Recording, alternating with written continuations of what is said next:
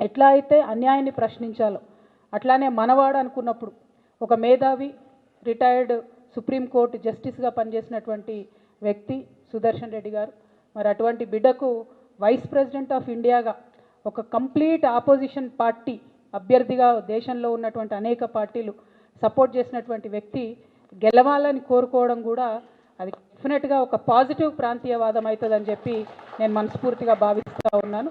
ఇది పార్టీలకు అతీతంగా తెలంగాణ బిడ్డ కాబట్టి ఆయనకు ఒక అవకాశం వచ్చింది కాబట్టి. అంటే నేను ఒక వ్యక్తిని ఎప్పుడు జీవితంలో మర్చిపోలేను. శేషన్ గారు అని ఉండే, టిఎన్ శేషన్ గారు. ఆయన వచ్చేంత వరకు కూడా ఎవరికి అసలు భారతదేశంలో ఎలక్షన్ కమిషన్ అని ఒకటి ఉందని మా సామాన్య ప్రజలకు తెలియదు. కానీ ఆయన వచ్చిన తర్వాత ఆ పోస్టుకు వన్నే వచ్చింది.